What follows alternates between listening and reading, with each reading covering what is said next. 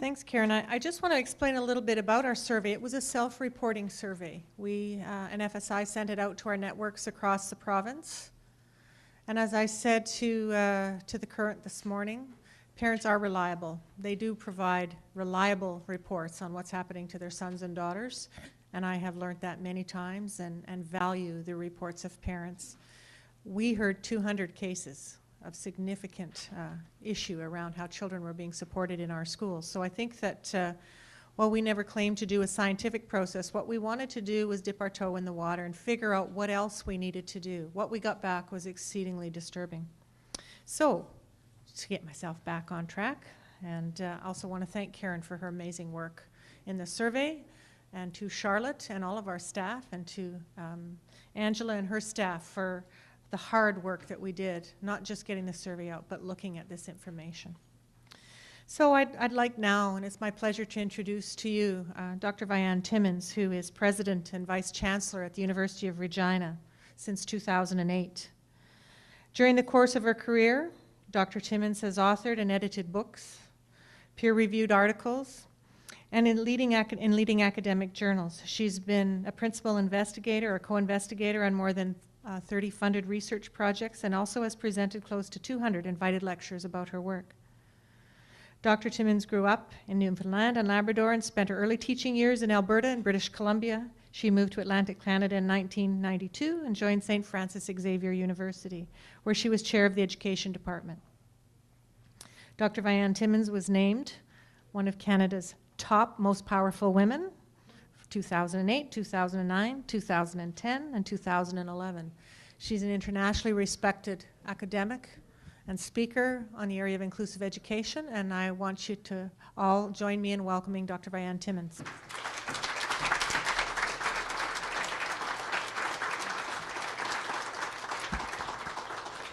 Thank you, Faith.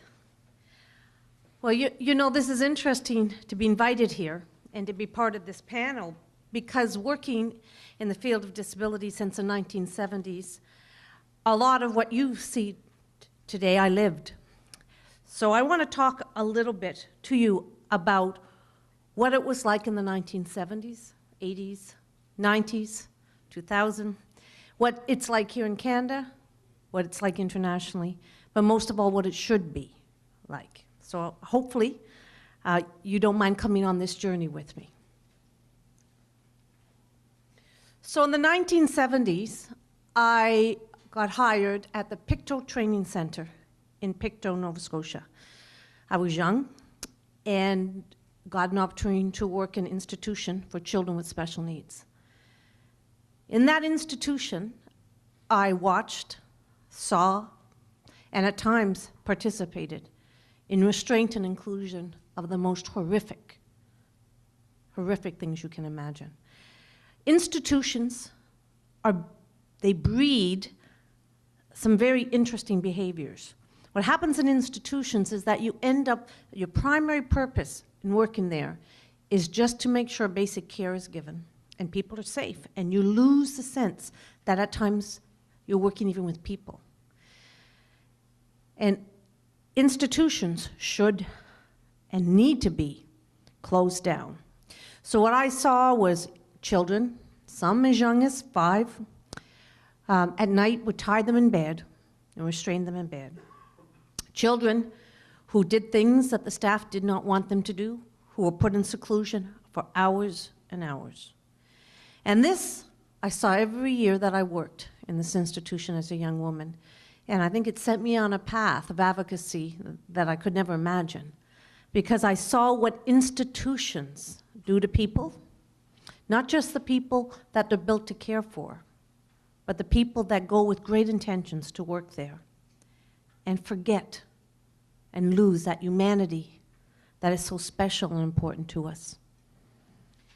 In the 1980s, I worked in segregated settings, and I taught some of the children with the most challenging behaviors in the 1980s and 90s, and I did use restraint. I had to. I used restraint to protect children from themselves, self-injurious behavior, and from hurting others. I used restraint to protect children from running out. I had what we called children who were runners, to protect them from doing that. I did not ever, in my own teaching, use seclusion, but I visited many educational settings who had segregated rooms. But when we restrained physically. I never restrained ever with bindings, but I have seen restraint with straitjacket type bindings. And we did report to parents because we had books we sent home every night. But it is tough when you see a child injuring yourself. And there are many times you need to restrain, but there's a humane way to restrain. There's times you may have to seclude. And you should seclude with the child, so there's an adult with the child. The one thing that wasn't mentioned today is the trauma of the children who are around when a child is restrained or secluded. It as often as emotionally traumatic for the children observing than the child that actually is restrained. And it is something that's really important to remember. I wanted to put up the UN Convention because of the language that's in here. And I want to go back and forth between this language. Canada signed on to this UN Convention. And when you read the point 4, respect for difference and acceptance of persons with disability as part of human diversity and humanity. So during my teaching career and my research career, I visited many settings, segregated schools, inclusive practices. I've done a ton of research. I've seen timeout rooms. There's many names for these. I've never heard it called a seclusion room, but many names of these seclusion rooms. The quiet room, the timeout room. And I've seen rooms where there are fingernails, marks down the doors and the walls. And I think all the time about the children that are put in the room. And if you've ever been put in a room by yourself with no iPad, no telephone, no book, no anything, how long 5 minutes? Let alone 3 hours can be for that child. And it is, as on the video, in my view, torturous for children to be placed in that. I also had the privilege of traveling around the world, working in India, Sri Lanka, and Africa, working, supporting children with special needs. And in Sri Lanka in particular, we were going out trying to identify the children in a rural community because they didn't have any sense of numbers. And I saw children who were kept in rooms and kept in cages because the families had such shame about having a child with special needs. And this is in the year in the 2000s year. So around the world and internationally, seclusion is common and restraint is common. I remember in the 1980s taking a class of students from the University of Calgary to visit the institution in Medicine Hat. And I'd been out of institutions for over a decade and walking the halls and feeling not just the rage, but the sick, sick feeling in my stomach as we passed a man tied to a toilet in the hallway, as we passed another person standing at a window looking out in a secluded room in the 1980s here in Alberta. I've seen over my 40 years working disabilities, time after time, the abuse of seclusion and the abuse of restraint. And it's critical in our schools and our teachers, when they restrain, it's out of a fear often of not sure what to do or how to manage a very difficult situation. If you've taught children with very severe behavioral difficulties, you know that your fear often is for their safety, other children's safety, and there's a sense of powerlessness you often feel. And those teachers need support and strategies and ways to work with children that they're not getting. Right? But never, ever should a child be put in a secluded room alone without someone with them. Ever. But there are times when children do have to be restrained, but there are very humane ways to do it. In terms of inclusive practice, I think the work and the things that I have seen over my career have made me not just passionate about inclusive practice, but I see it as an imperative. It's imperative because in an inclusive setting, it's much harder to go to inhumane practices. It's much more difficult to do abusive practices on children that you typically can get sucked into in a segregated setting. So it's critical that if a child needs time out of an inclusive setting, it's brief, it's structured, and the aim is to get the child back in. And that always, if that happens, the children in the classroom need to be talked with, and it has to be explained what's happening so that they understand. And you deal with their fears and their concerns if they see a child who loses the ability to function, what you would think a normal child would, and must be removed from the classroom. It's an imperative that all children in that classroom get educated. Inclusion is not about a place. It's not about a classroom. Inclusion is not when you have a segregated classroom and you bring kids in who are not disabled. That's like, I heard reverse inclusion. It's an oxymoron. That is not what inclusive practice it is. It's not about working with small groups of children in isolation. Inclusion is about all children being educated in their neighborhood school and in their age-appropriate classroom together. That doesn't mean they're all taught the same thing, but it means that they're together in their education. And then research over and over and over again now has been showing that the benefits for not just a child with special needs, but all children in that classroom. But there's huge benefits also for teachers who, through inclusive practices, become innovative teachers.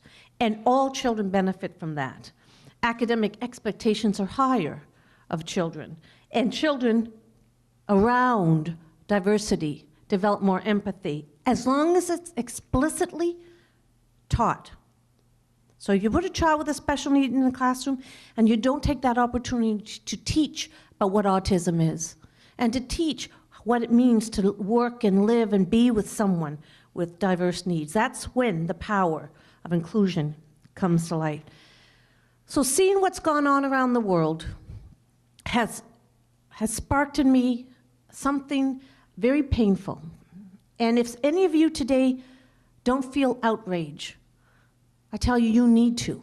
You need to be angry when you see that kids 5 years old are being secluded and restrained. You need to feel outrage when you hear about a child in Sri Lanka who's kept in a cage because the family doesn't have any supports. And to admit to having a child with special needs mean that you did something very terrible in a past life. You need to feel such anger inside that our children are vulnerable and the supports are not there for the parents and caregivers and teachers. It is not acceptable in Canada, this rich country that we live in this day and age. Inclusion can happen and it's a benefit to all children. And there are times when a child must be removed. You don't do inclusion at all costs, but you always work to get a child back in that setting. It's a fundamental belief that all children belong together, and the term here, they're valued members of a classroom and community, that they're valued. And that's an important word. And when you seclude or restrain a child, you take away their humanity and their dignity, and you no longer value them. So I'm just going to end on a note. I've also seen such fabulous practices with kids with very challenging, both behavioral and intellectual and medical needs, are so successfully included with dynamic, innovative teachers, and the children in the classroom become part of that learning environment in very powerful ways. And that, when you see it, someone said to me, what does it look like? And it looks different every time you see it, but when you see it, you know it's there. And there are many teachers around this country who are doing phenomenal jobs, working with very unique and diverse kids, and able to do it well, but who have supportive school environments for them. So I'm going to end on just saying that the film you saw, the survey you saw is real, and if you did this in a developing country, you would even see more dramatic results.